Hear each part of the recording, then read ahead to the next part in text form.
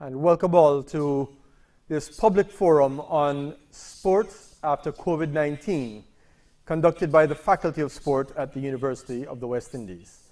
I'm Akshay Mansingh, Dean of the Faculty of Sport, and we've got assembled today a panel which will look at how sport has changed all of a sudden. The first week of March 2020 BC, that is before Corona, nobody had any idea of what was ahead of us. When the lockdown started, many of us figured, well, we'll ride it out and then we'll be back to sport as normal. Of course, we don't know when normal is going to be.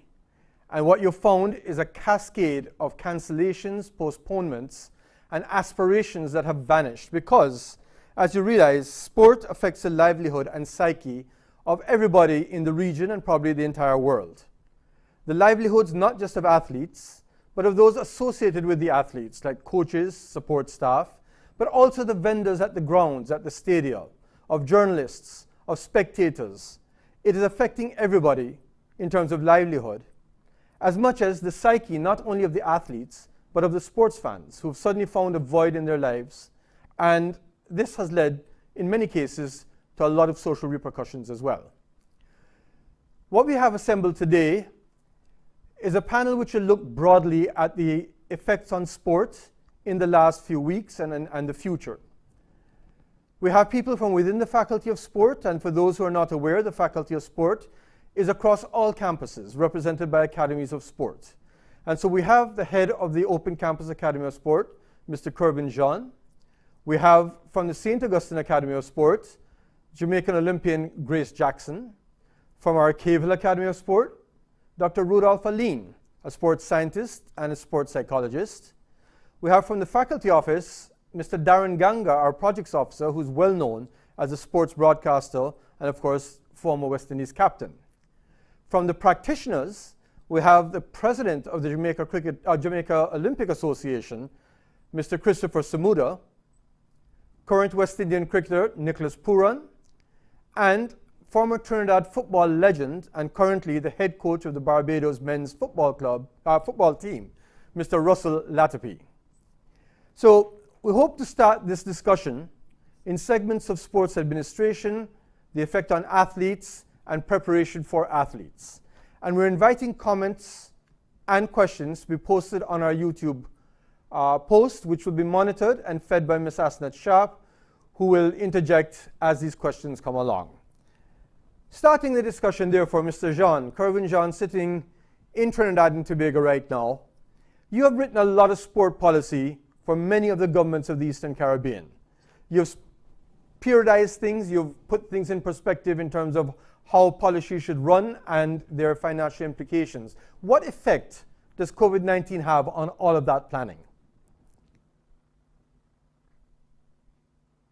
Thank you, Dean, and if I may, I think it actually has somewhat of a dual impact in terms of a negative and a positive. In sport, what we have on a day-to-day basis, the operations kind of combat the administrative side of sport because sport does not stop. So what you normally have is a constant to and fro in terms of persons trying to get ready for the next competition, the next quadrennial, the next biannual cycle, or what have you. With this current COVID-19 impact, what it does, it actually gives us a chance to go back to the drawing board. The chance to actually review our operations, identify what is working, what is not working, and what we need to do to conduct sport in this current environment and post this current environment. So I think it offers up dual opportunities. On the negative side, operations are affected. However, it does give us the time to deal with the administrative aspects of sport, the things that we don't pay attention to on a regular basis in terms of our policy alignment with our operations, our strategic planning, our annual operations. So it actually gives us an opportunity in terms of this crisis, in terms of going back to the drawing board and redefining how we see sport, how we implement and how we operate our sporting organizations and how we cater to the stakeholders of sport. So from a policy standpoint, that is what I see this current pandemic doing for us right now. Do you see this sort of pause allowing people to reflect, because sport is constantly ongoing? Do you see allowing people to sort of look back and say, well, maybe we've been doing too much or too little and changing their direction from a policy point of view? I think it does, but more so, I think what it does, what it actually opens up for us is a pathway or segue into identifying what are the most important areas where our focus should be, more so post this current situation, where we need to deploy the resources to have the most impact and for it to be most beneficial to the various organizations and institutions responsible for the implementation of sport mandates across the region. One of the problems we have, of course, is that with limited resources, sport often gets a back seat when it comes to allocations in the budget or even certain importance in social society. Now, this void that we have with the lack of sport due to COVID has shown up a lot of things. How it engages people, even the casual spectators and viewers on TV, how it engages communities, how it engages countries. Do you think administrators are going to see sport differently, having seen how it's totally disrupted life in the Caribbean? I think whether or not they choose to, I think it forces them to. On the one hand, you have the positive impacts in terms of how sport is a fundamental part of our society, mostly with regards to dealing with mental issues, the mental stress and the operational stresses of daily life. It also opens up avenues for them as well. But I normally tell persons we treat sport as a bad stepchild. In terms of any policy, you will see governments and organizations trying to maximize what benefits they can reap from sport. However, the inputs are minimal when you look at what goes into sport and sport planning. I think right now we'll have to face dire consequences moving forward, because if any economic decline, sport is one of the first industries to suffer.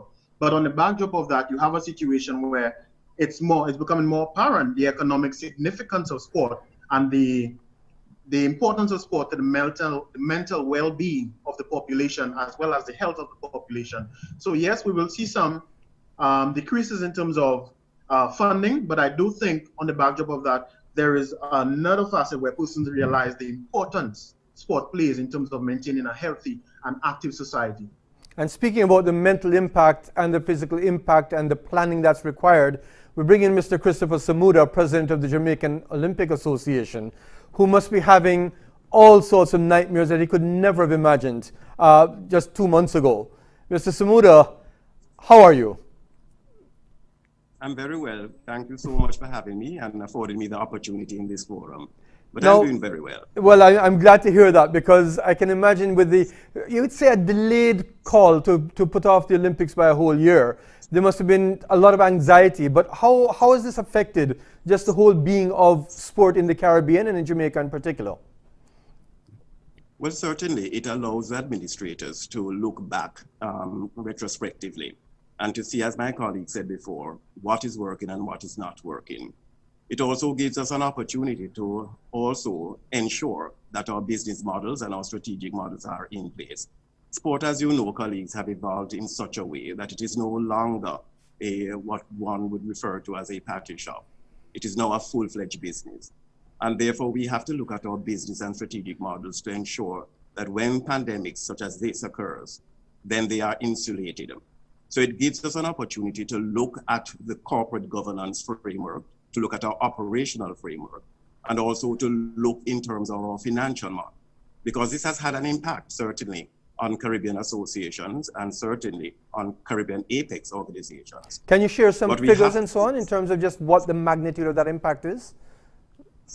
Well, it hasn't been great for the Jamaica Olympic Association, because we have a business model that is somewhat flexible. And certainly in respect of the Olympic Games, we have not really spent many dollars as such. So we have not suffered, and I think that has been a similar position for my colleagues in the Caribbean.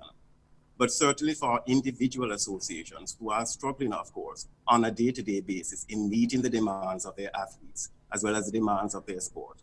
What we as an Apex body is doing in Jamaica is to work with them to see how best that we can hammer out a business model, as I said previously, that will insulate them from risks, and also to ensure that there's revenue generation, because in times of crises and in times of lean periods, you're going to have to rely on your reserves in order to take you through. So from an administrator's point of view, we have to look now deeply into our operations to ensure that flexibility, that durability, to ensure that our primary athletes, our primary assets who are athletes, are resourced properly. And when I say resource, I don't not necessarily mean financial only. We have to look at the psychological aspects as well. I certainly have been an advocate in ensuring that our athletes also get attention from our sports psychologists. It is in times of these that the athletes need that sort of reassurance, that perspective, to ensure that they not only continue on their journey, but they realize the imperative of excelling as well. So we have to do our work. Let's get back to the drawing board. Let us look at our organizational structure. Let us look at our strategic objectives, medium to long term. Let us look at our financial model to see how best it can respond to crises as these. And also let us reassure our athletes by ensuring that a system is in place that will cater to their needs. Do you see the Olympic Committee, the IOC, being able to contribute in this sort of extra effort that you're having to put in, and also being able to support those organizations that cannot financially support themselves for another year to prepare for the Olympics if they do take place in 2021? Knowing the history of the IOC and certainly the intimate role that it has played in the development of national associations, I expect that the hand will be coming out. They will reach out to the National Olympic Committees, and they have already all started in terms of certain support for programs. But I expect that that will be the general approach. We have been engaged, certainly on a regional level and also on an international level, to say to our respective APEC bodies what sort of problems we are experiencing, financial, administrative, and the like.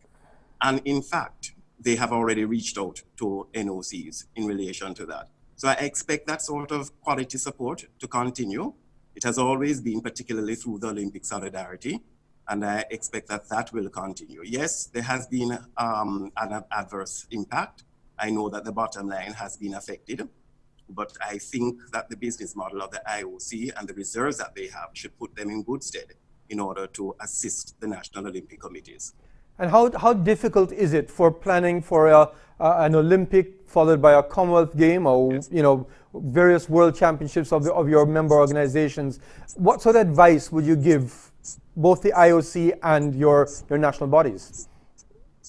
Well, if I may be permitted to be insular, Dr. Mansingh, speaking from a Jamaican perspective, we have realized that the delivery of games is a business undertaking, and therefore we plan way in advance. So for instance, our management team for the Olympic Games, our members were selected 2-3 years ago, and therefore they had their perspective, their operational plan in place already. Certainly we could not have predicted something like this, and therefore it is very important that your operational plans be very flexible. But you have to have your management team in place in order to ensure that seamless delivery of games. And then those cadre managers now will be charged with the responsibility not only to ensure representation at the Olympic Games in as many disciplines as you can, but they're also charged with the responsibility of, from a business point of view, to run the games in such a way that there is a profit at the end of the day and that there is certainly not an hemorrhage of funds. So it's a business plan, it's an operational plan, and it is also looking way ahead to ensure that the organization responds immediately and flexibly to the demands of the time. Well, Mr. Samuda, I feel reassured that you seem to have a good perspective and a lot of damage control. On a scale of 1 to 10, how badly have you been hit by the postponement of the Olympic Games? If I may departmentalize what you said, from an athlete's point of view, certainly the feedback has been tremendous in terms of psychologically adjusting to the postponement and also the anxiety that came with the cancellation of tournaments, meets, and so on. By and large, I have not had any particular case that has been beyond repair. I think most of our athletes have responded positively. So I would say on a scale of 1 to 10, about 4. Which is quite palatable. I'm hoping Absolutely. that the rest of the Caribbean is similar in terms of the effect, and if not, that we within CANOC will be able to reach out to each other to make it a 4 for everybody, if not less.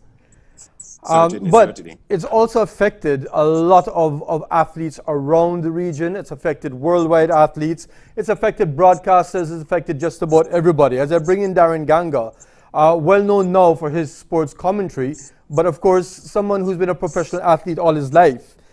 the uncertainty of what's happened now and the future, what do you see and what do you make of the future of sport after COVID-19? Darren. Thank you very much, Dean. And first of all, I must say good afternoon to all of our viewers and to the panelists as well. Thanks for having me. And, you know, that's a loaded question, Dean. I think when you look at what this COVID-19 pandemic has brought, you see a lot of things that you can't really predict. I think a lot of people are empathetic towards sport, and you will continue to have people expressing their emotions. But if I'm to answer the question about what this has done to sport and the effects of it, I think you've got to answer it like an economic question. It depends. It depends on, I guess, you know, the support system in place. It depends on which jurisdiction that you exist, because we've seen across the globe, this has affected certain countries more significantly than others. We're lucky in the Caribbean that when you compare what has happened as against the UK or the US or even Spain and Italy, we could say that we're very fortunate. So I think what we also have is we will have a lot of persons who will continue to speculate. There will be a phased approach towards getting back to some semblance of normalcy. From a sport perspective and the perspective of sporting events, you would see that, as you mentioned earlier, we've had loads of cancellations, postponements, and so forth. But I also think from a revenue side, you would see that a lot of people right now are worried about the investments that they have made. And that's across disciplines. We've had some leagues that are halfway through and have not been able to complete. We have a lot of contracts in terms of broadcasting contracts, in terms of media rights contracts, which are still up in the air.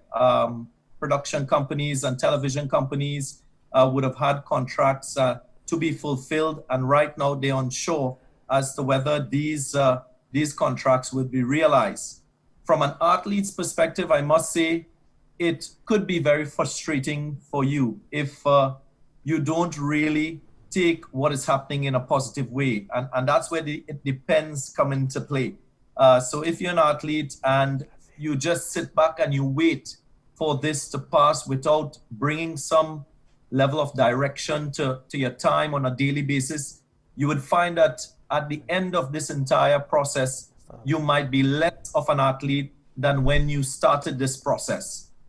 My hope is that athletes will continue to set themselves goals, because every single athlete, whether you're elite, whether you're intermediary, you must and you will develop the notion of setting goals. So whether that is from an athletic and physical point of view, you must continue to find a way of pushing that standard forward. I also think that one of the areas that we find ourselves short in, especially as Caribbean people, is in that mental side of the game.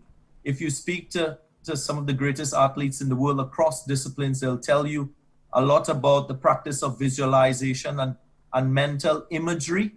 That is something that I think athletes could focus on during this period of downtime, because that is as significant, if not more significant, than the physical side of practicing, training, and competing.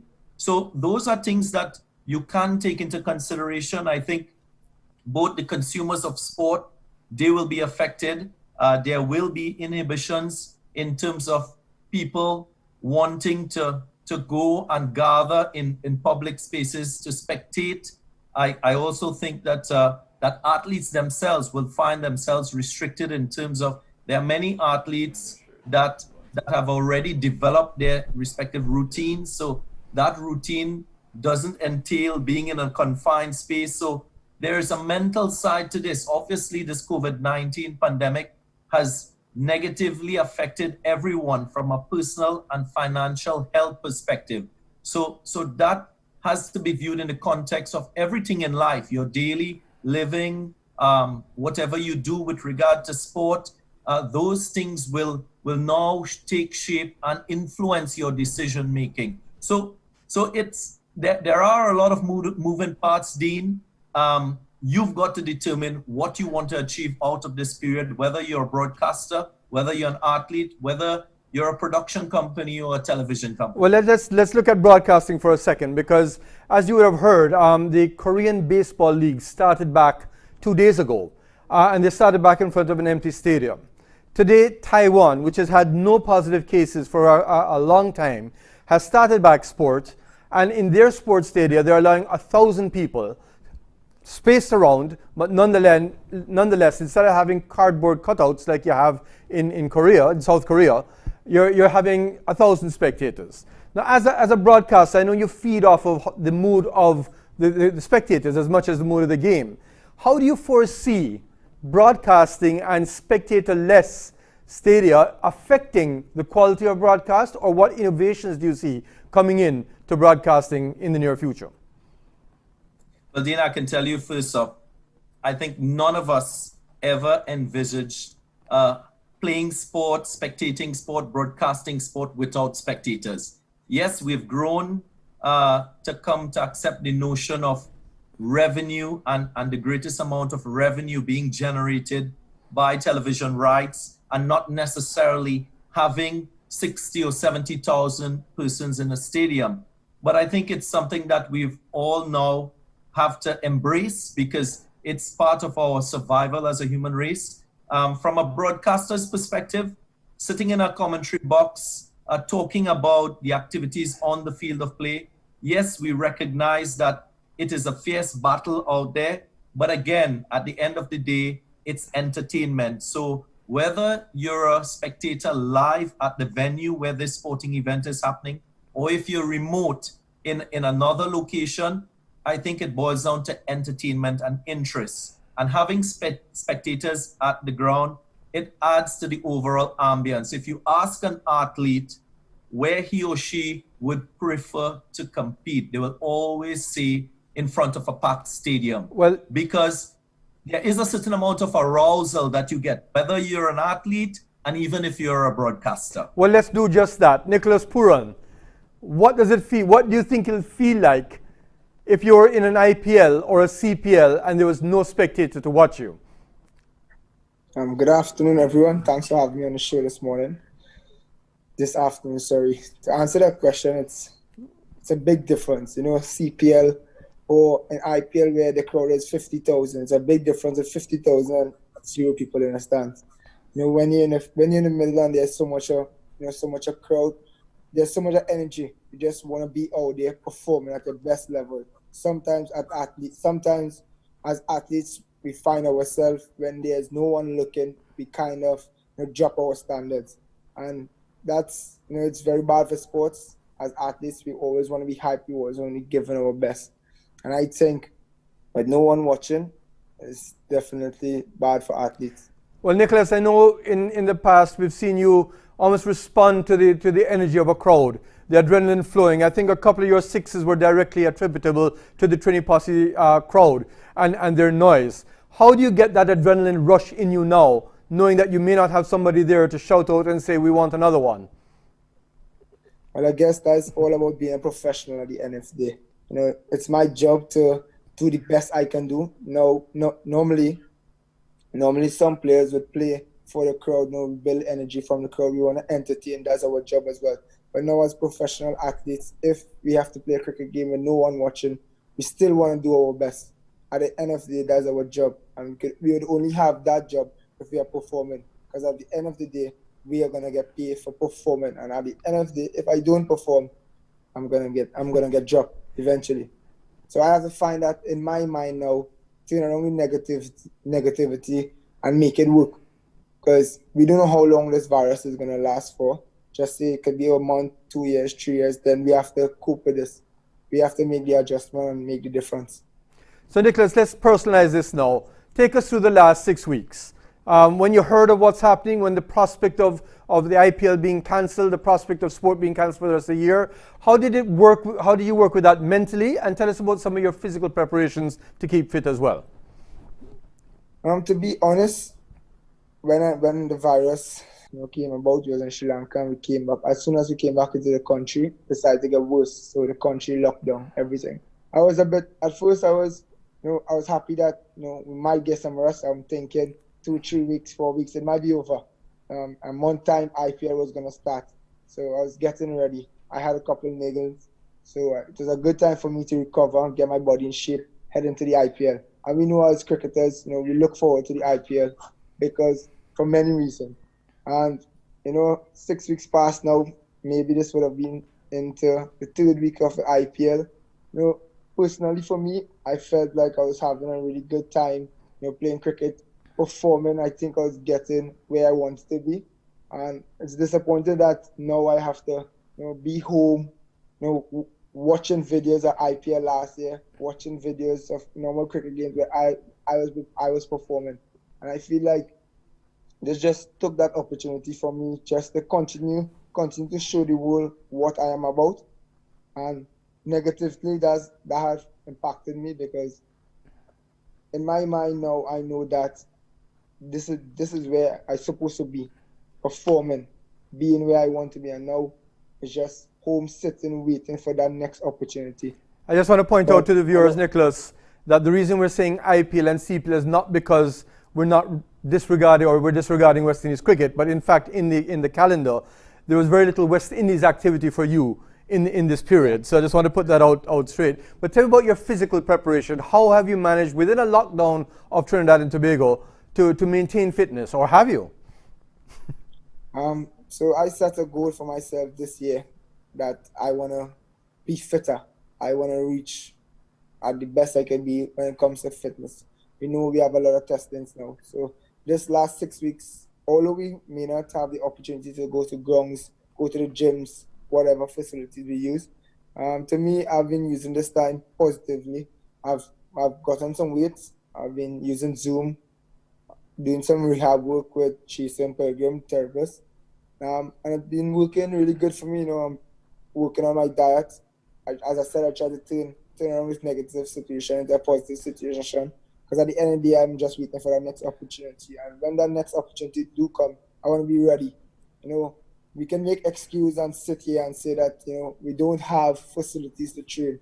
But that's just another excuse for me, I believe. So, I remember when we were young, we didn't have a lot of, opportunities in terms of we never used to go to the gym, never used bowling machines, anything like that. But we can go back to those days and remember how we used to enjoy playing cricket in the road, backyard, whatever the case is, and try to do that again, find a love back for the game, and just make it work. At the end of the day, if you have to do push-ups with a block on your back, lift a gas down, try to make it work somehow. So that is what I've been doing, and hopefully this virus can end quickly so we can get back. We absolutely hope so, and especially when we're talking about sport, we always have to remember those who have succumbed to the virus, and it is something which is very, very serious and has affected every country from that respect. So for all the sport and the merriment that we speak of, there's been a lot of tragedy in this. But Nicholas, we're supposed to be talking about the future of sport. Now, there's a proposed tour of the West Indies to England, and whenever that happens, we know that the English Cricket Board is keen to do this because it's been reported that they stand to lose £300 million if that tour does not take place. Some of the things that are being spoken about is going and spending a time in a bubble, so that you go to England, you're basically in quarantine for 2 weeks, you train in the same place that you live, because a lot of the grounds have hotels in them. The caterers, the cooks, everybody is within that bubble, and basically you see nobody, you do nothing else but play cricket, go to your room and go back to the gym, and that's it, all within one space. The idea of going on a tour and not even getting to leave the hotel, what advice do you have for somebody who's about to face that for, say, 2 months at a time? To be honest, normally when you're in Bangladesh and in India, that's all we do, to be honest. It's difficult, but I guess this is a good time to spend some time with your teammates, try to build a relationship, a better relationship with them. Find some team bonding exercises, try to stay as positive as you can. No video games? It's a good time as well. Let's say that again. No video games? You don't carry your video game players? Yeah, for sure. Well, that's number one on your list when we're there too now. But I guess as I said earlier on, you could either look at it negatively or look at the positive side. And I guess we have to look at it at its positive side. And we are professionals, so we have to do it.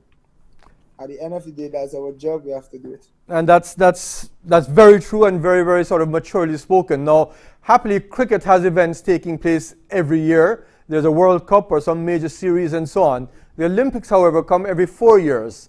Grace Jackson, Olympian, and I will point out silver medalist to Flo Jo. So take it for what that's worth.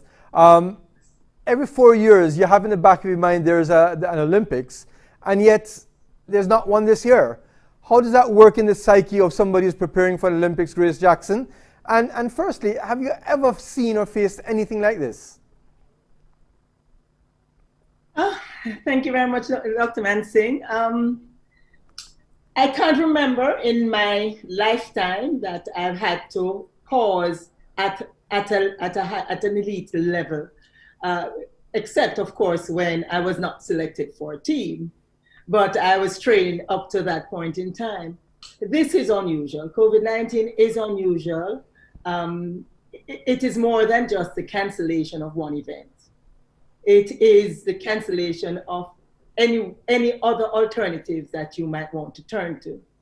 As I listened to Nicholas and he talked about the different things that he has to do now, recognizing where he is on the athlete's pyramid, on his way to the elite level, he has a little space in which he's moving and he can grow.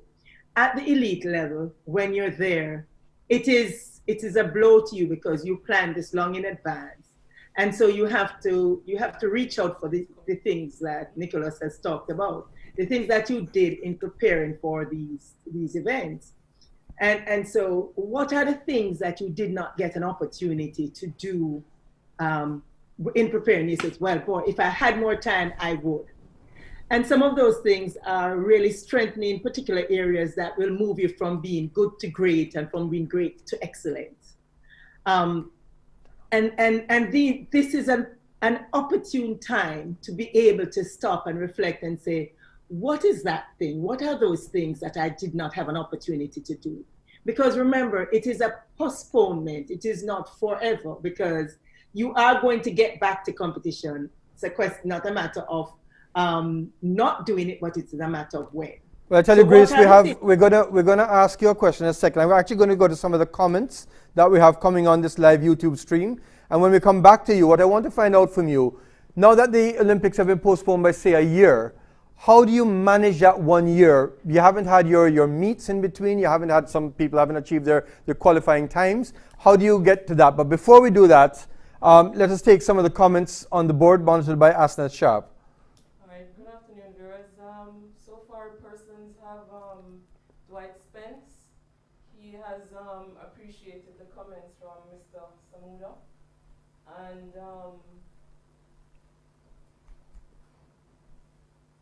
Dana Smith is also appreciating the real-life perspective from Mr. Puran.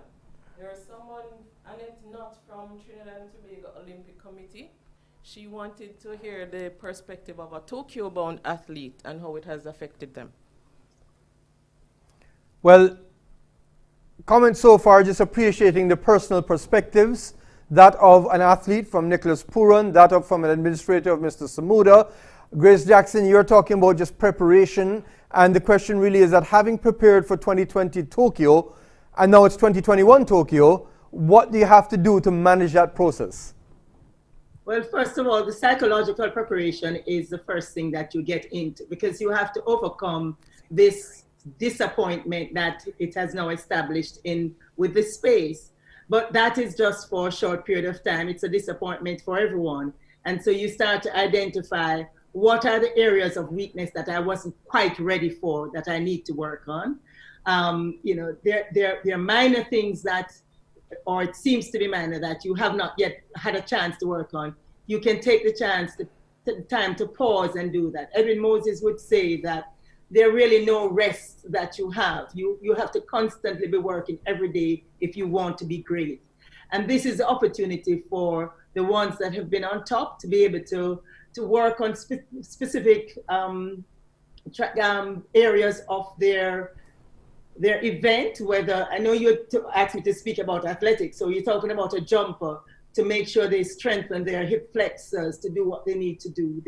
The runners, is their form perfect? Because it's perfection that you're going for when you're going for an Olympic Games, because everybody that you're going to compete against in the world wants to be the best. And so for you to be in that top category of the pyramid, you have to do a little bit more than your competitors are doing.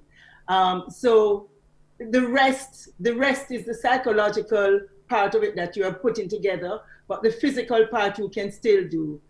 You don't have to be at a track to train. You don't have to be at a basketball court to train. You can still train your muscles, because it's muscle memory that you are continuing to develop and to work with, so that when you call on it to do what it needs to do, it will respond. So a small disappointment, athletes are quite used to disappointments, because it happens when they don't win when they expect to. So they go back to the drawing board, and when they go back to the drawing board, they prepare for being better than those who were above them. And so I think it's a perfect opportunity for many persons, those who weren't quite ready for this year, to be ready for next year. And those who felt that they were ready, they can then put in the other parts of what they needed to be better than the best, so that when they go there, they're in a highly competitive environment.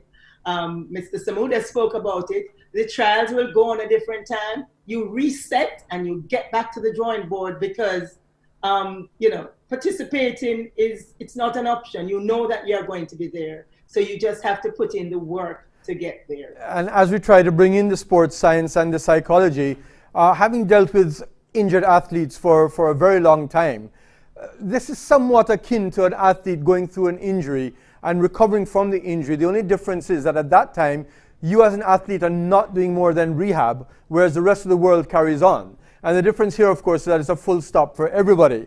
Dr. Rudolph Aline, who is at the Cave Academy of Sport, has dealt a lot with the psychological aspects of dealing with athletes. And as I come back to you in a bit, Grace, I'm going to ask Dr. Aline, what is it that we pay attention to foremost as this period of uncertainty takes place? So going towards the future, not knowing when sports are going to start back, Rudy Aline, what you tell the athletes to stay mentally sharp and fit? Thanks, Dean. Thanks for having me. This is an ideal opportunity, I would say, for not only the athletes, but for the entire sporting fraternity across the region to reflect, reset, and reorganize moving forward. I would say that coming out of this pandemic, sports, or the industry, I would say, can be viewed in the Caribbean as a true bona fide sector for the economy. And maybe we have to look at the business plan or the business model across the region and see how we can improve on that to make sport a true viable sector of the economy across the region. As it relates to the athletes, now is the time for them to really reflect on what they've been doing, to assess what programs they have had in place, see if they're working, if they're not working, and try to reinvent and re-engineer those programs so that going forward, they can really improve. And as Grace said, they'll move it to the next level. So now is the ideal time to be using the psychological side of things. I dare say sometimes we leave that for last. Sometimes we don't include it at all. But this is an ideal opportunity where we can really work on the mental skills. We heard Darren speak of imagery and yes, and well, just imagery techniques and so on. Do you want to just share with us what these are and what athletes can actually be doing? Yeah, well, apart from the imagery, imagery is probably one of the most powerful mental skills that can be utilized. You're basically in the athlete's mind, they're basically seeing themselves performing these activities and performing them to the highest level. Apart from imagery, you can work on things like goal setting. You can work on your readiness. You can work on your confidence. But Doc, can you just give us an idea of what imagery and goal setting is? So there's an athlete listening to you right now. What is imagery? Right, imagery, as I said, you're just imagining yourself performing the skill, and you're trying to tune that skill in to the highest degree. So you're seeing yourself performing the skill, moving. If you're a cricketer, you're moving your arms. All right, you're playing that stroke, and you're seeing it kind of magnified in your mind and living through those points of the aspect of that skill. One of the interesting things.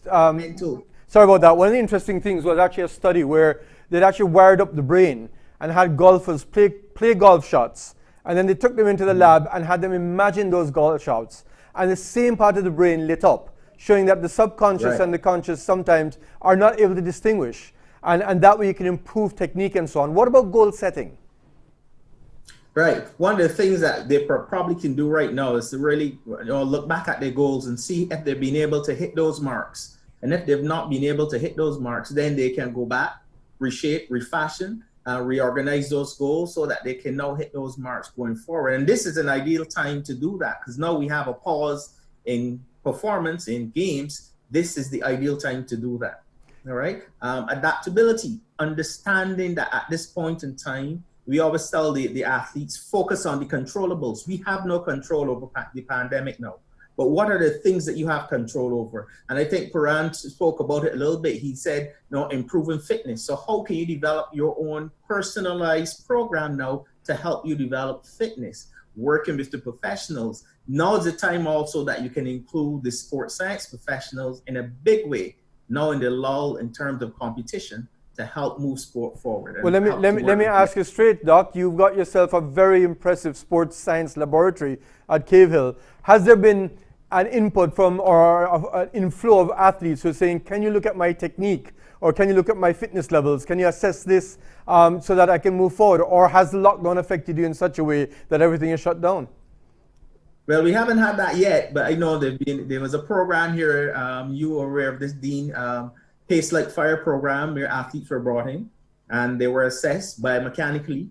And we looked at the techniques of those cricketers, and we're trying to work with them to improve their techniques. We're hoping that moving forward, this will develop in a big way, not only in Barbados, but across the region. And not only specific to cricket, but looking at athletes across the board, whether it be track and field, football, where we can really zoom in on the sports science. And I must emphasize that sport is a science. Whether we like it or not, it is a science. And I'm going to actually, I'm going to continue that discussion on the science side of things after we bring in Russell Latterby. But I don't know if there are any other comments on the board that we want to bring to our attention. Asneth, just to point out that there was a comment about bringing in athletes preparing for Tokyo. And I want to point out that this is the first forum of hopefully many fora over the successive weeks, in which we will be focusing on things like that, specifics with athletes, specific about athletes like nutritional requirements, etc. So going forward, you're going to hear from a lot more people around the region, both athletes and those who are helping them to prepare. But speaking of athletes and those helping to prepare, Russell Latterby, legendary footballer from Trinidad and Tobago, now head coach of the Barbados men's football team. Now, I'm going to take it two-pronged, Russell. Number one, you played a lot of your football in Europe.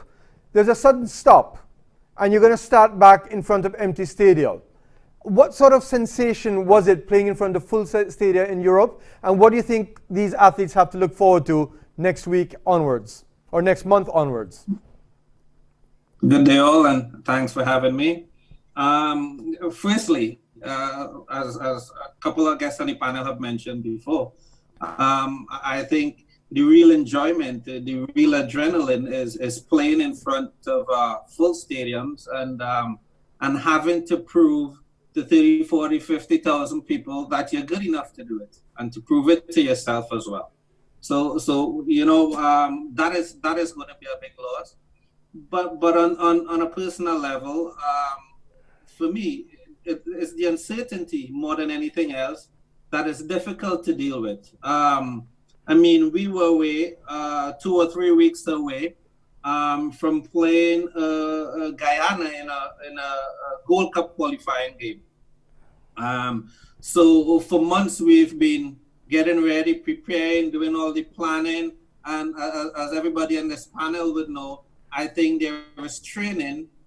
That's one thing, and that's physical fitness. But I think the other thing is preparation for tournament, which is being ready at the right time to perform. Now we've motivated the players, and we had the players ready, and then this thing happened. So straight away, that's a difficult situation, especially when we're talking about athletes, players who are amateurs. You know, it takes a lot of motivational speaking and occasions and things to get them going. So that is a situation that we would have to get back in. So what we've done in the meantime is we've given these players a program so they can go home with and maintain some sort of fitness condition, some sort of physical condition. Is there somebody monitoring the program? Sorry? Is there somebody monitoring the program and making sure it's being done properly? Right. So on a weekly basis, we ask them to give us updates on what they're doing so we can support them, we can intensify if we need to. But, you know, I really wanted to get into this because it's something that I think we need to be aware of. So what we have that is happening actually with some of these players, some of us, they like the program, some of them, they think that it might not be enough and they want to do more. So what we're having a lot of players going on the internet and pulling down training programs that they don't fully understand. So we have a lot of boys who are doing a lot of weight. So there is a possibility that my team can come back with a lot of strong boys, but who cannot run, you know? Yes. So Russell, what I'm going to ask you, sorry for the pause, but we're going to take some comments from the live stream. And when we come back, you've recently taken over as the head coach of Barbados. What sort of plans did you have in progress, and how are you going to have to change them without giving away any state secrets going forward? But let's just take a pause for some of the comments from the YouTube channel. So, Asneth? All right, we have a few questions. Danielle Wheeler from Gleaner Sports, Jamaica. She's asking, do you think regional governments will mandate COVID-19 testing as a condition for sports to return? I don't know if we have Chris Samuda still on the line. Chris, the question from the viewer from the Gleaner, Jamaica Gleaner, do you think governments will mandate COVID-19 testing before going into competition? And if Chris is not, beautiful. I don't think that they will mandate. Clearly, the circumstance demands strong action, but governments instinctively shy away from draconian methods. I think what will happen is that they will robustly educate the association and Apex Group to carry out that responsibility, and it's a responsibility that any sport organization worth its while should. Certainly going forward, if this pandemic does not abate to the extent that it is not no longer a risk, we are going to have to look at individual methods in associations to ensure the safety and well-being of our athletes. And that, of course, entails testing for the virus. So I see associations, and certainly from the Jamaica Olympic Association, we will be encouraging, if this certainly does not abate, our associations, once they get back on the track, once they get in the pool, once they get back on the court, to, with our assistance, try and see if we can ensure the safety of the athletes by doing these tests. Nicholas, as an athlete, would you want to be tested before you leave the shores of Trinidad and Tobago? Of course, you know, it's important for us to do that. Have you seen what the test entails? Nope. I heard Mr. Trump, President Trump, explaining it wasn't a very comfortable feeling, but it must be a very comfortable feeling knowing that you're negative. Next question, Asneth. Danielle Wheeler has a follow-up question. She's asking, how will we treat full contact sports such as football, basketball, boxing going forward when action resumes? How will we treat full contact sports like football, basketball, and boxing going forward? I'm going to open up to the panel just to let you know that in cricket, there's a lot of talk about the cricket ball, which is the main point of contact. And going forward, they're going to be banning things like putting saliva on the ball, using sweat to shine the ball. There's even talk about using gloves for fielding, but we'll see if that will come about. In golf, they're actually talking about return to sport post-COVID, and they're recognizing that the golf ball is only touched by the player himself, and therefore there's no contact. But of course, those are the non-contact sports. What about the boxing and the football, etc.? Anybody from the panel who'd like to take that on? Yeah, Grace Dean, or Darren? I can probably chime in. Yeah, what I would like to say is we're constantly hearing countries talking about that road of recovery for this COVID-19 pandemic. I think there must be a course of action that every government takes in terms of this course of action. The way I see it is obviously a country must dispel that fear of that health concern as it relates to COVID-19. That's, to me, a fundamental signal that they can start looking at other things. And when you dispel that concern of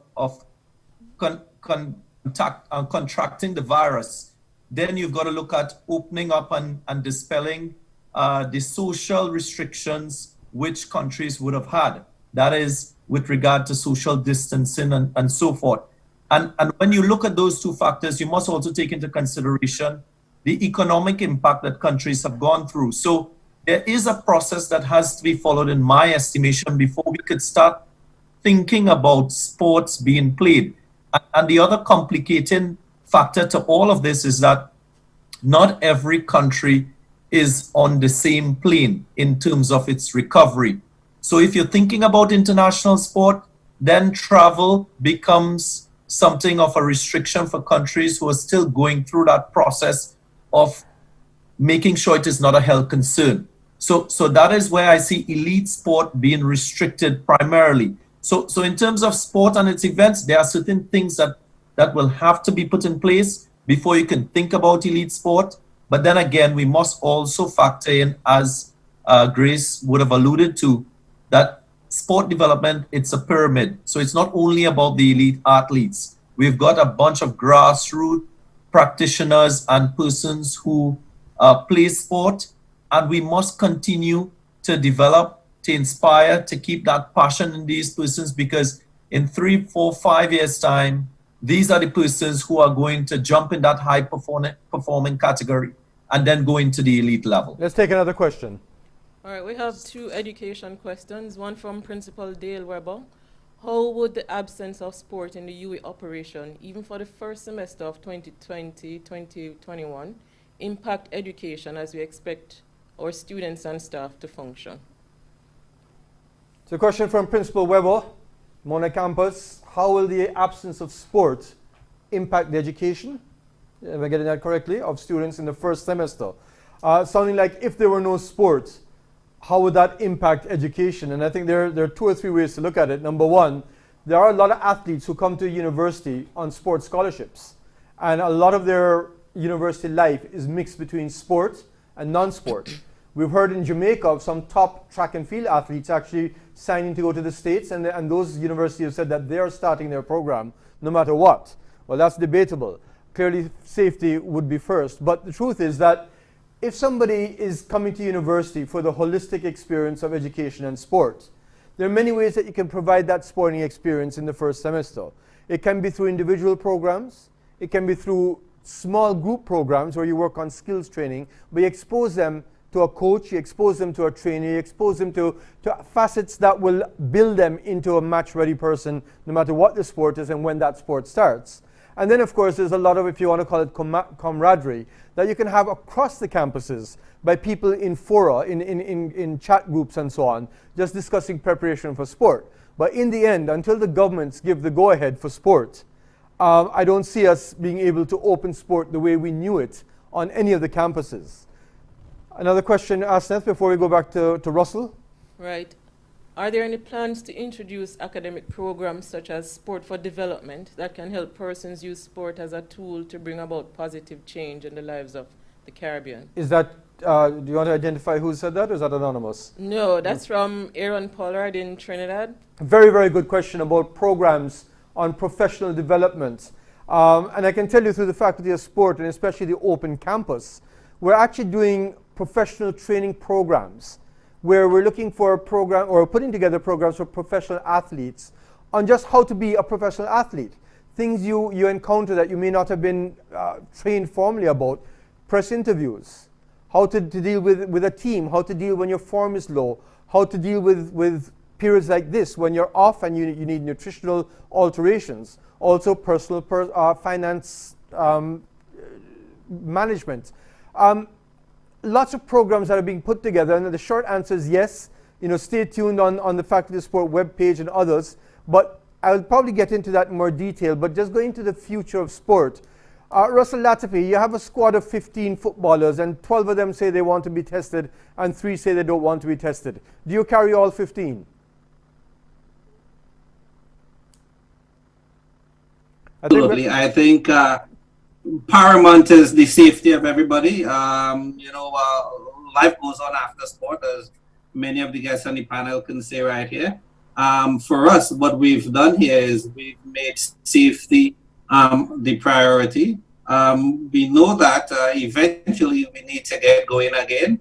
We're in the process of trying to figure out what is the best way that we can start back. If it's going to be 10, 12 players at a time, we understand that it's going to be a situation that it's non-contact. But we try to make the best of every situation. So again, straight away, I can see that we can do a lot of technical stuff while we are separated. For example, where we're supposed to be defensively, depending on where the ball are. We could improve on our passing, we could improve on our fitness. So there is a lot of things we can do, but I think it's getting to that point, especially when you're coaching a national team. There are FIFA windows that we need to play on. We know that obviously we've missed the March window, we've missed the June window. The next window is in September. We don't know if that's a possibility. Again, when these games are rescheduled, we don't know how much time we would have for preparation. I am guessing we're going to have somewhere between 4 to 6 weeks, and then we have to play. Well, that was one question I had for you, Coach. That assuming that your players are maintaining their fitness and doing their individual work, how long will it take you to get those 11 or 15 to be ticking as a unit? That takes forever, to be honest. We're never happy as coaches. I think you have to be realistic in terms of the team you have and where you can get to and how you're doing at the present time. Fortunately, we have a good bunch of players, and they're responsible boys, and they've been doing their work. So I would like to think that in terms of being competitive, it would not take too long to get us playing. But in terms of being refined to really go and win games, I think that's a different issue. And I'm going to go to Nicholas in a second and ask him how long it'll take him to get ready. But just to finish off on the point we're making there, Coach Latifi, what plans did you have, and how have they been affected with regards to the Barbados national football team? Yeah, like I said, we were 2-3 weeks away from playing against Guyana before this pandemic happened. Right now, we're waiting for games to be rescheduled. What we're doing in the meantime is we planning. So hopefully, once we get the go ahead, we can start executing. Nicholas Pooran, how long? Sorry, Darren. I was just asking Nicholas how long it would take him to get ready to match fitness. Sorry, I lost you there for a minute. No, I was asking Nicholas how long it'll take him, he thinks, to be match ready and match fit and ready to go. We seem to have a little break there. Darren, you're saying something? Yeah, I wanted to ask Russell about the reality that we've found ourselves in when it comes to sporting leagues which would have already started pre-COVID-19, and this pandemic has brought a premature end to certain leagues. I mean, if we can use football, Liverpool is poised to win the Premiership. What's your take in terms of sport administrators and the direction they should take for leagues like these, which would have started and which would have been affected by this global pandemic? Should they, terminate? Is there a propensity to continue this league? What would be your decision in circumstances like these? Yeah, again, Darren, I think it depends, and every league, the situation is different. For example, the league in Germany, the German Bundesliga, that is going to start back on the 15th. So they've put measures in place where they're quite comfortable that they can get going again. But again, if we're talking about some of the European nations in terms of healthcare and this sort of stuff, they're far better prepared than we are. I think it would take us a little longer down in this region to get to a place that we feel comfortable, that we can get young kids back out to represent their country with putting their lives at risk, really. So I guess, Darren, that depends on the individual countries and the situations that they have in place and safety and facilities as well. That's another thing that we have here. They're talking about in the MLS, for example, that they want to get the teams to one particular state and they stick all the players in a hotel and they get tested before games and after games, and they want to finish the league in 1 month. I mean, they have the means to do stuff like this, right? I think down here, that is not going to happen in that way. And I think we just have to take precautions and do what's best. Firstly, safety. And secondly, if we can get some of these young men and women back out on football fields and pitches and stadiums, so they can do what they do best and continue to progress and live life. More questions from Asnith? All right, there is a question from Vinod Maharaj asking for an update on Cricket West Indies coaching education programs at UWI, where we're at and what's next. So as you would have realized, that Cricket West Indies and UWI, through the Faculty of Sports, are putting together the level 2 training programs for coaches around the West Indies. They've run, I think, Darren, about 4 or 5 of them already, and there's talk about setting up a level 3 coaching as well. Now that has been put on hold, and in fact we're looking at ways that we can start doing it virtually to some extent. But as you realize, a coaching program requires a lot of contact, and face to face and otherwise. Therefore, what we're looking at is what aspects can be held. And Darren, maybe you can give a bit more details on that. Sure. It's a MOU that was signed with Cricket West Indies a couple of years ago, so that the University of the West Indies partners with Cricket West Indies to help and assist with the coaching certification program. For those of you who would have probably been part of previous coaching certification in the West Indies, Cricket West Indies would have engaged Cricket Australia and at times the ECB to conduct coaching certification programs here. They have now made the decision to develop its own coaching certification program in partnership with the University of the West Indies. So that has led to the development of a level 2. Cricket West Indies was very comfortable with its foundation units and its level 1. So they partnered with the University of the West Indies Faculty of Sport and developed the level 2 coaching course, which was rolled out in 2019. There were 4 courses rolled out throughout that particular year, and they were embarking on developing the level 3 for 2020. Now that is put on hold. There is a new coaching manager who is in charge of that aspect of Cricket West Indies, and discussions are ongoing in relation to the level 3. So very soon, Cricket West Indies will have its complete complement of level 1, 2, and 3. in terms of its coaching certification program, and that should be accessible for everyone in the West Indies and even in the Americas. Question again, Asnith? What would be Mr. Russell Latapy's recommendation to the organizers of the Football Premier League in Jamaica re their desire to continue the league in June or July? Who is that from? Anonymous. I think in the Caribbean here we have a lot of issues. Again, I would say that I think that safety first is the way to go.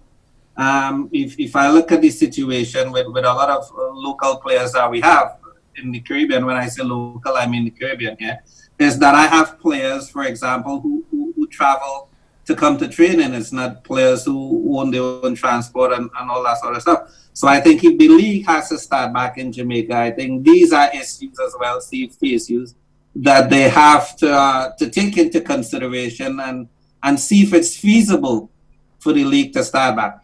I think there is a possibility that football in the region would start back. I just don't know if June would be too soon. Grace Jackson, just want to ask you, for those athletes who run on tracks, how much time would they need on a track before they could be competition ready? So assuming once again that they have their fitness programs at home, they still don't have access to a track, how much time do they need on a track to get back to competition readiness? It clearly depends on what event you're talking about, and two, the level of the athlete. So remember again, I go back to the pyramid, because when you're talking about persons competing at a world championships at the high level, it's two sets of athletes that you have. You have those that are medal ready, and you have those that are the potential of making it to the finals, etc. All are important, and all are towards the whole.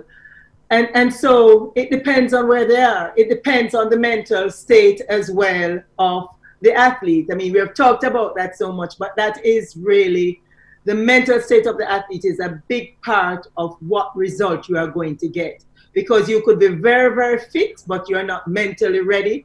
I hate to call Asafa's name, but let's say that they're ready in every other way. How much time do you need on a track before you can go and run your races? I know the propensity for injury is great if you just suddenly start on a track and put 100% on it.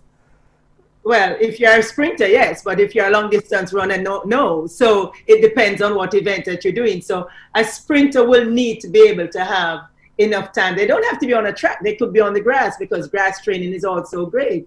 So they could be doing some training on the grass and then turn it to the track. Now, race readiness is different from fitness. So race readiness means you have to compete. You have to be able to be doing the times that you expect to do in the race. So some of the coaches will give you these time trials in practice and to see where you are. And then they can determine, well, you're not quite ready yet. You need to come back in, and we need to get another 3 weeks on. So it really is, I can't say to you, it's going to take 3 weeks to get ready, because it really depends on where the athlete is, the stage, the objective, and the times that they are recording when they're doing time trials. So it depends on all three of them. We have a few more questions, but what I'm going to do is this. I'm going to go down the panel and ask everybody what one positive innovation is going to come out of this pause from COVID. But we'll take one question, we'll go down half the panel, we'll take the other question, go down the other half of the panel in the order that we went. So, question, Asnith? From Dwight Spence of Jamaica Wrestling. How have any of your sporting associations and institutions strengthened their force majeure policies and procedures? So I think this goes to Mr. Samuda. Just repeat it for him again, please. How has any of your sporting associations and institutions strengthened their force majeure policies and procedures? The Jamaica Olympic Association has emphasized that from a policy point of view, you have to have policies in place in your organization. Sadly, our sporting associations, I think across the Caribbean, are very deficient in this respect. So policy making, your risks policies have to be in place. And those risk policies, of course, will stipulate the measures that you will take when something like this happens, a pandemic hits you. But what we also have said to our sport associations is that, don't forget, the athlete is the primary asset of sport development. We all would not be in this forum if it were not for the athletes. So the athletes must take your central stage, and therefore your risks policies must address questions of psychological development, emotional development, and also physical development. As an association, clearly, when you have assets, so for instance, if you have a playing field that you own, if you have, for instance, a house which will be able to have revenue generation methods like press conferences and so on for third parties, then those risk policies will also have to come in place, because revenue generation is very critical when, as I said previously, you experience a period of lean. Those are the reserves that are going to help you through the lean period and get you back on your feet quickly. So it's a question of policy making. It's a question of your legal framework of the association to ensure that you not only have that provision in place, but that when it becomes operational, it is only it's functional, it's practical, and it derives a benefit for the association at the end of the day. So going on the first half of the panel, one positive innovation that may come out of this Corona break, starting with Kervin Jean. Thanks, Dr. Manson. I think one of the most positives we can look at from this is business process reengineering. A lot of the administrations, a lot of the governing bodies, associations, and ministries have to go back to the drawing board and look at how they operate, their expenses, their expenditures, and how exactly they're going to operate in a period of financial constraints, because this will affect the finances of most administrations. So now we have a lot more to do with a lot less. So we have to be more efficient in our operations. Ultimately, what it will do as well, it will open up segues for capacity building for existing staff, as well as complete redesign of the operations and how these operations are transacted across those organizations. So I think that would be one of the major important. Yeah, quite agree with that. That's a big one. But also the developmental aspect of sport, where we look at sport at the grassroots level. Thank you, Chair. Chris Samuda, one positive takeaway, one positive innovation. Well, I think, as my colleague had said previously, business reengineering. But from a legal perspective, a lot is going to have to be done in policy making, in ensuring, in attenuating the risk. So I expect from this crisis, apex bodies and sporting associations will now look at policy making so that to minimize the uncertainty when we are going through this pandemic. We have competitions that are apace. One team is just one short of a match from victory. What occurs in that? So it's a time for us to innovate in terms of policy and in terms of our rules and regulations that affect the games and affect also our players. Nicholas Pooran, we'd lost contact a bit ago. One positive impact, even personal, from this entire experience. No, I just think in this period here, I'm just getting hungry for the next opportunity. When I go to play that game again, I'll play the game like, it's my last game. I'll try to give it everything I have, because in the back of my mind, I don't know what is going to happen tomorrow. So, see me putting in more work than you'll normally be seeing in me. And I just think that, other players would do the same as well. I think for those who have heard it, the passion that you speak with is very inspiring for young athletes. But suppose that next opportunity is in 6 months. Do you think that will just diminish that flame a bit? I believe that, I can't say, but I know my routine every single day is, every morning I wake up, I'm waking up with a purpose. I have something to do. I know I have to get it done. Because as I said, the 6 months could be next week or the following week. So I'm just going to make up my mind every single day and every week that, next week, the opportunity might week come. By week. I'm going to be ready. Next question from Asneth, and we'll go back to the rest of the panelists with the same question in a second. Daniel Giller from Gleaner.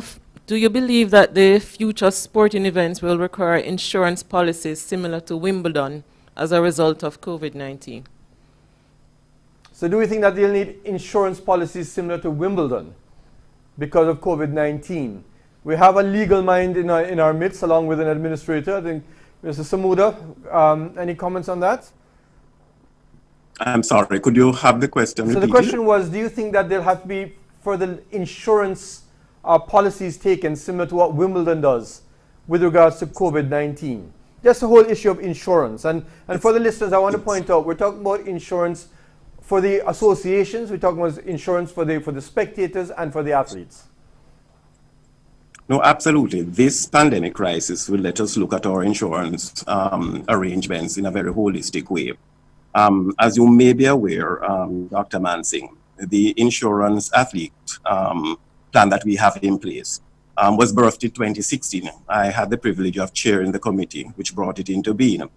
And insurance is a very critical aspect. And it is something that affects not only players, but as you had mentioned before, the game itself and also the organization that is delivering the game. So certainly going forward, I believe that insurance arrangements are going to have to be refined. And certainly from a legal perspective, they must be refined to ensure where the liability is, where it lies, and how it is going to be treated by the respective parties. Brilliant. Going back to our positive innovation because of this COVID crisis. Grace Jackson, what's your input? I wanted to just add something to what Mr. Samuda said. The fact that we are going to be looking at insurance means one of the requirements I think that we're going to need to have is that all athletes need to be tested for the virus before you get into competition, because I think that's going to be a very important part. And we are going to have to find a way, similar like how they have done it in the States in terms of the NBA players, most of them being tested because they know they're going to get into play. So you have to have some clearance. I just wanted to add that. In terms of the other question that you asked, Dr. Mansingh, I believe that this is really a positive impact on this, is that athletes are becoming more conscious now of what it is that they need to do to be the best. The pause has really given them a chance to stop and reflect and says, oh my goodness, if I don't ever do this for the rest of my life, what happens? And so I think their attitude about going into post-COVID and what they have to do is going to be significantly different than how they probably were before this happened. Dr. Aline, Rodolphe Aline, from a sports science, sports perspective or a personal perspective, a positive innovation from this post-COVID sports scene. So coming on the back of what Grace just said, very, very well said. I think there's going to be greater opportunity and accessibility of sports science professionals to our athletes, particularly at the elite level. So there's going to be a greater focus and inclusion of the sports sciences for the development of sport. I think we'll see that moving forward. And I'd like to invite athletes to ask, because every territory has some amount of sports science available to them, which they perhaps don't know about, and it's something that they can avail of at this time. Coach of Barbados men's football team, Russell Latterby, any positive innovation coming out of this?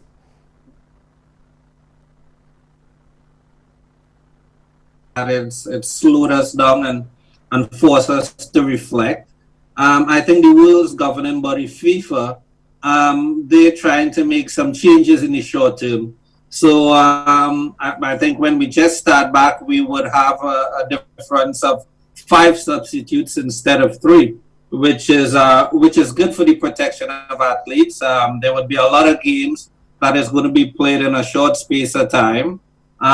So I think with having the 2 extra substitutes, it would protect players from injury.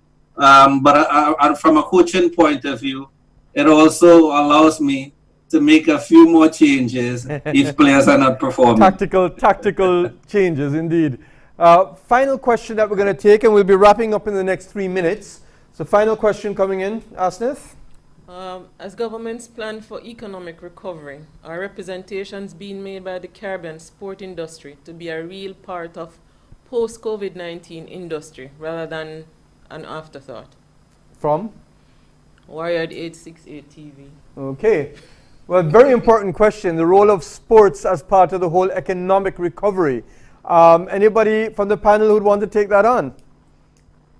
Anybody with insight? Yes, Dr. Ali. I started to make that point maybe when I started to speak. Yes. Because I think we can really see sport as a major economic sector in the Caribbean.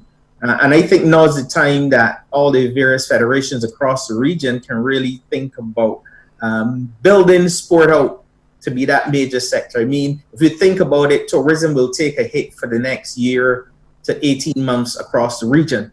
I'm not saying that sport will fill that gap, but sport definitely is one of the sectors, sport and probably as entertainment comes back, is probably one of the sectors that we can really look at rebuilding, refashioning to start to be one of those major sectors in the economy. And that, I think, is a very positive input, which hopefully people will listen to and bring sport into the conversation from the start. So as we wind down, Darren Ganga, we didn't get your view, and I want to hear it in particular with regards to broadcasting, if you can. You know, are we going to have billboards with people sort of asking questions directly to the athletes? What is the major positive innovation that you have? Well, what I must say is fundamentally this COVID-19 pandemic, what it has done, it's really given us a chance to strengthen our agility as a people. We speak at length about the AAA strategy at the university. I think this entire scenario that we've all been through has sort of touched in and allowed us to focus on our versatility and agility on all fronts. In our normal everyday living, we've had to change our routine and our life routine. And when you look at it from a sport perspective, you listen to Nicholas Pooran. Now his routine that he's grown accustomed to, that has brought him all this amount of success, will have to be re-engineered and changed to suit the environment today. A lot of persons would be accustomed to doing things. We know how important routines are to sport and high performance. So that to me is the most important thing. And if you look at it from a broadcasting point of view, already we are seeing changes in the landscape. You're seeing many more persons doing things, innovative things. The Caribbean Premier League most recently would have done something called CPL Live, where they took a game from the past, muted the commentary and the commentary done back then, and had fresh voices and fresh commentary over that game to bring entertainment to persons today. So that's the type of creativity and innovation, and that has all come about because this COVID-19 pandemic has pushed us to be more agile as a people. And I expect that to continue to happen. We're already hearing about teams being confined before they go into action, their accommodation being arranged at venues. We talk about travel, planes being chartered. We already see in the airline industry, planes are being retrofitted with that sort of social distancing. So it will push us to be creative as a people. I think what all of us here would agree with is the fact that sport is here to stay. We might be looking at sport without spectators or without spectators, but I think we have recognized throughout this period in time that sport is so essential to all of us. Whether you are actively supporting or playing sport, it is an important part of our life as people. So I expect that agility and versatility to continue in the sporting industry. And thank you very much. I think we're getting the wrap-up signal here. Just to point out, Marva Bernard, well known in the netball circles throughout the world, commenting that remember travel insurance too. Tickets are purchased and they have to be modified, and there has to be insurance at every end. So think of it all around. Well, I just want to thank, firstly, the public that has contributed and listened in to this broadcast on YouTube, to the panel, all of whom have given invaluable contributions. That innovation that you're talking about, business process re-engineering, shifts in policy making, the extra input from the athlete, Nicholas Pooran, who's had to leave early, pointing out that if he's going to play the next game as if it was his last, the input of sports science mentioned by Dr. Aline to try and get more of an edge, a competitive edge, changes in things like substitutes in football, and of course, broadcasting as you've never seen it before, using old games to put in new voices. This is the first of the Sports Forum, and as I said, we're hoping that we'll have this at least for the next few weeks. Hopefully at the same time, we'll keep you posted. What I will remind you is that it's not just sports that have been affected, so has the environment and the climate. The air in Jamaica has become so good, the visibility so clear, that even my wife now sees my point of view. Thank you very much, and we will join you all hopefully next week.